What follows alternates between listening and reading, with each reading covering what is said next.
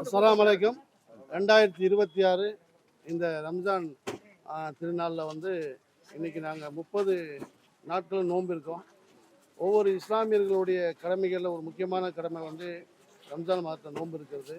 இந்த 30 நாளும் இறைவனை நினைத்து நோன்பு வச்சு பசின்னா என்னான்னு எல்லாருக்கும் தெரியணுன்றதுக்காக தான் இந்த நோன்பு வச்சுருக்காங்க. இந்த நோன்பு நாளில் ஏழை எளியவர்களுக்கு நம்மளால் முடிஞ்ச உதவிகளை செய்யணுன்றது இஸ்லாத்தில் வந்து தர்மம் பண்ணுறது வந்து கடமையாக்கப்பட்டிருக்கிறது. நம்மளால் முடிந்தது நாளில் ஒரு பங்கு ஏழை எளியவர்களுக்கு பண்ணோம். நான் இதோட 15வது வருஷமாக நான் தொடர்ந்து பண்ணிகிட்ருக்கேன். என்னால் இயன்றதை இல்லாதவர்களுக்கு செய்யணுன்றது இஸ்லாம் சொல்லியிருக்கு. அதை நான் செஞ்சிட்ருக்கேன். நிச்சயமாக இன்னும் பல ஆண்டுகள் இது தொடரும். உங்கள் அனைவருக்கும் இனிய ரமலான் திருநாள் நல்வாழ்த்துக்கள். சார், இந்த தேர்தல் நேரத்தில் இந்த மாதிரியான இது பரிசோதனைலாம் பண்ணுறீங்க? இல்லை இது நான் அதை திமுகாண்டி எதுவுமே இருக்காது. பட் இது வந்து ரம்ஜான் மாதத்தில் எல்லா இஸ்லாமியர்களும் செய்வாங்க தான். வசதி வாய்ப்பு படுத்தவங்க செய்வாங்க.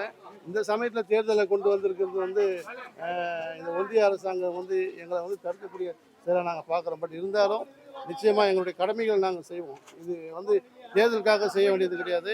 தேர்தல் வந்தாலும் வரலனாலும் இந்த மாதத்தில் நாங்கள் நிச்சயமாக செய்வோம்.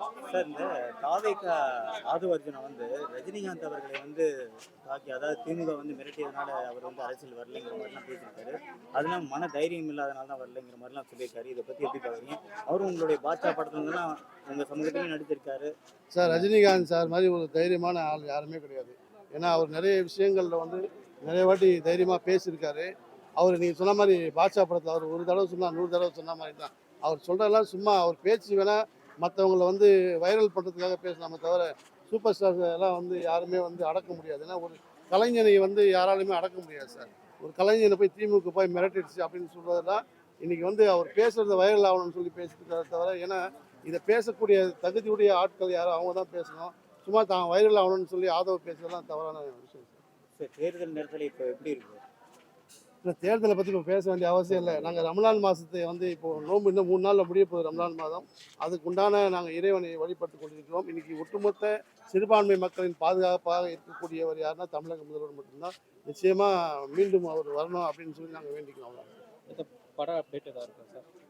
நான் இப்போ அடுத்து வேலுநாச்சியார் பண்ணிகிட்ருக்கேன். வேலுநாச்சியார் வந்து ரம்ஜான் முடிஞ்சோடனே திருப்பி ஸ்டார்ட் பண்ண போகிறேன். அது அப்டேட் வந்தோன்னு சொல்கிறேன். அவங்க எல்லாருக்கும் அடக்குமுறை இல்லைன்னு சொன்னீங்க. இப்போ தாவேகா அந்த விஜயோடைய ஜனநாயகன் படம் இன்னும் ரிலீஸ் ஆகல, நாளைக்கு மறுவாய்வு போகுது. நீங்கள் ஒரு ப்ரொடியூசர் என்ன சொல்லுவீங்க? சார், இது வந்து எல்லாம் சும்மா சார். ஃபஸ்ட்டு ஆல்ரெடி சென்சாரில் வந்து அவங்களுக்கு ஏ சர்டிஃபிகேட் கொடுத்துட்டாங்க. பட் அந்த சர்டிஃபிகேட் என்னென்ன தேவையோ அதெல்லாம் கற்றுக் கொடுத்து தான் ஆல்ரெடி அது சென்சார் ஆயிருக்கு. இவங்களாக தான் சுப்ரீம் கோர்ட் போனாங்க. இது எல்லாமே ஒரு ட்ராமான்னு சொல்லி சினிமாவில் இருக்கவங்க எல்லாருக்கும் தெரியும் சார். சினிமாவில் இல்லாத மக்கள் தான் வந்து இது தப்பாக நினச்சிருக்காங்க தவிர சினிமாவில் இருக்கவங்களுக்கு இது எல்லாமே ட்ராமான்னு தெரியும். தினசரி திராவிட தலைவர் மு.க. ஸ்டாலின் அவர்கள் வந்து ஷூட் போட்டுட்டு நடிக்கிறாருங்கிற மாதிரி ஒவ்வொரு நாளும் அறிவிப்பு தெரிவிக்கிற மாதிரி சார். முதலமைச்சருக்கு இன்னைக்கு அவருடைய ஏஜ் என்ன பாருங்க. இன்னைக்கு எல்லா நிகழ்ச்சியும் ஓடிட்டு இருக்காரு. யாராலுமே அவரை ஃபாலோ பண்ண முடியல. அவர் நடிக்கணும்னு அவசியம் இல்லையே. ஒரு நிகழ்ச்சியும் முதலமைச்சர் தொடர்ந்து இன்னைக்கு கூட 4 ஃபங்க்ஷன் கலந்துட்டு இருக்காரு. சின்னவர் வந்து இன்னைக்கு இஃப்தாரில் கலந்துட்டு இருக்காரு. அது மாதிரி திமுக அரசாங்கம் வந்து இப்படி போகிறதுக்குள்ள எத்தனை சாதனைகள் பண்ணியிருக்காங்க அப்படின்னு சொல்லிட்டு ஒவ்வொரு பத்திரிகையில வந்துட்டு இருக்கு. நிச்சயமா குறை சொல்லணும்னா யாரை வேணா குறை சொல்லுங்க சார். ஒரு 41 உயிர் போயிருக்கு. அதுக்காக சிபிஐ விசாரணைக்கு போயிட்டு வரோம். வெளியே வந்துட்டு நீங்கள் ரோட் ஷோ பண்ணுறது வந்து எந்த விதத்தில் மக்கள் அந்த மனநிலையை ஏற்றுக்கிறாங்க? இல்லை, ரோட் ஷோ பண்ணுறதுக்கு கூட பரவாயில்ல. அவர் சிபிஐ ஆஃபீஸ்லேருந்து மேலே ஏறி டாப்பில் ஏறி வராருன்னா சிபிஐ ஆஃபீஸில் என்கொயரி போனவன் வெளில வருவான், எப்படி வருவான்? சந்தோஷமாக வருவான். அவர் டாப்பில் ஏறி வரான்னா இருந்து அவருடைய நாடகம்லாம் தெரியும். பட் இதுக்கெல்லாம் தேர்தல் வந்து முடிவு சொல்லுங்கள் சார். கண்டிப்பாக 2026 எலெக்ஷன் எப்படி பார்க்குறீங்க? 2026 எலெக்ஷன் நிச்சயமாக திமுக மாபெரும் வெற்றியை பெறும். மீண்டும் முதல்வர் ஆவார் தமிழக முதல்வர் ஸ்டாலின் அவர்கள். இந்த நேரத்தில் அவருக்கு என்னுடைய வாழ்த்துக்கள் தெரிவிச்சுக்கிறேன். உங்கள் அனைவருக்கும் இனிய ரமலான் திருநாள் வாழ்த்துக்கள். இப்போ கூட விஜய் வந்து பார்த்தீங்கன்னா முதலமைச்சராக தான் வருவேன், எம்ஜிஆர் மாதிரி தான் வருவேங்கிற மாதிரியான தோற்றத்தில் தான் இருக்கு சார். எம்ஜிஆருக்கு இணை எம்ஜிஆர் மட்டும்தான் சார். எம்ஜிஆர் மாதிரி யாராலுமே வர முடியாது. எம்ஜிஆர் மாதிரி யாராலும் வர முடியாது. நன்றி, வணக்கம்.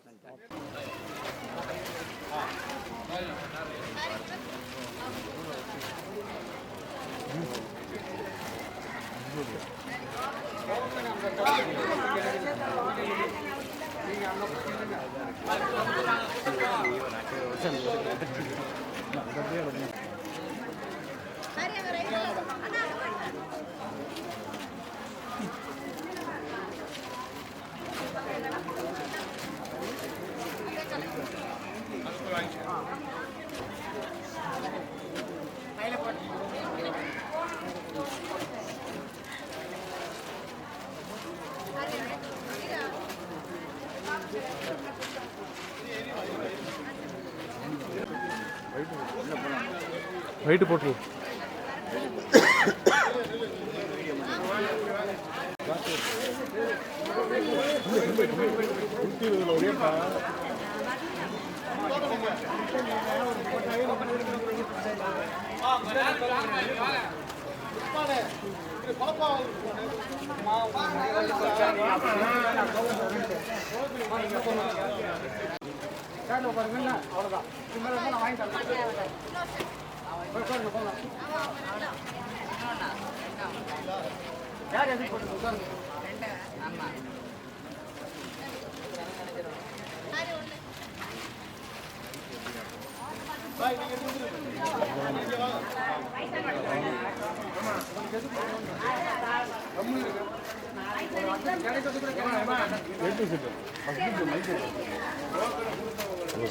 ம்